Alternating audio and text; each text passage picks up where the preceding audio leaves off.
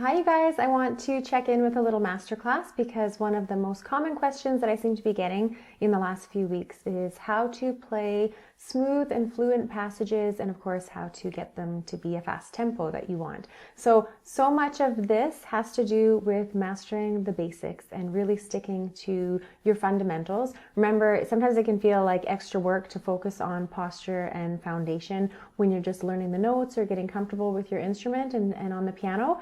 But you will save yourself a lot of time by just setting yourself up in the right position in the first place. And of course, then later on, you don't hit any walls and limitations of things that you're not able to play or effects that you're not able to get at the piano because you didn't get your fundamentals in check first. So there are 3 things that I think we will talk about first. And we will just start by working through a basic scale. So first one is to make sure to maintain your natural hand shape. In a lot of the videos that you guys send me or in our online lessons, I noticed that there are lots of inefficient hand positions that you're using on the piano. So the first thing is just to make sure that you're in a natural hand shape so that you're working with your body and not against it. So to find that, you want to just kind of shake your hands, relax them at your side, and when you bring up your hand, what you'll find is this kind of natural curved shape. So it's not like tight and curled, but it's more just this natural curve. And you want to try to keep that natural curve as much as possible when you are playing.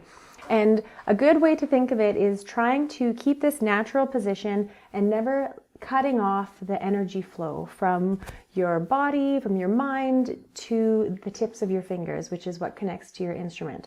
So if you think of your energy flow as something like water. So if I were to take water and pour it here, starting from the top of your arm, it should be able to flow down your arm and not get cut off and come right out of your fingertips. So what you see often, the common culprits are things like people lifting up their shoulders when they play. So then your energy is cut off here.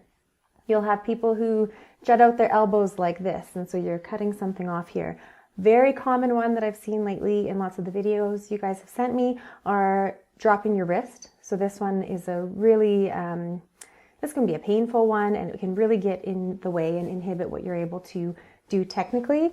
Collapsing here on the bridge of your hand, and then of course a very, very common one is collapsing the fingertips. So you want to keep that natural curve, but this last knuckle is so important that it's staying engaged so that you are not cutting off all your energy here.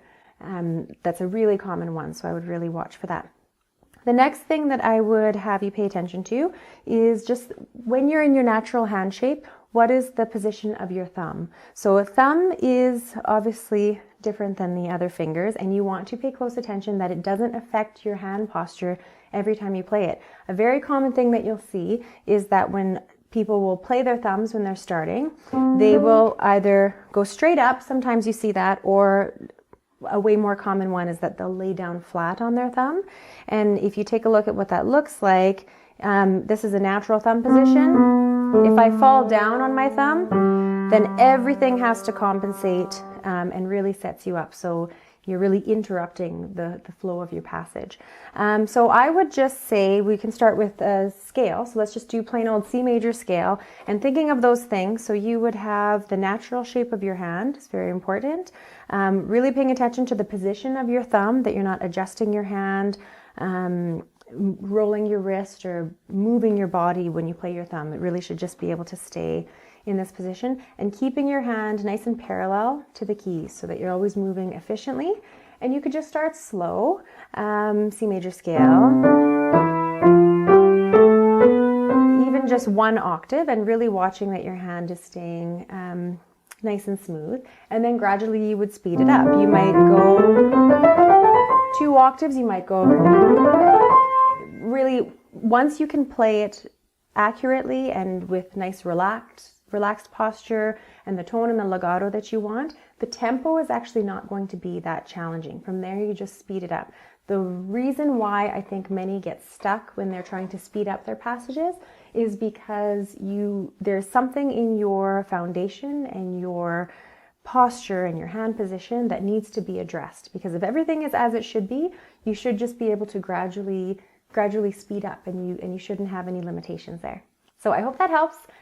Please keep sending me your videos. I know we have few in online lessons, but send me your videos anytime, and I'm happy to give any feedback as much as I can. Talk to you soon.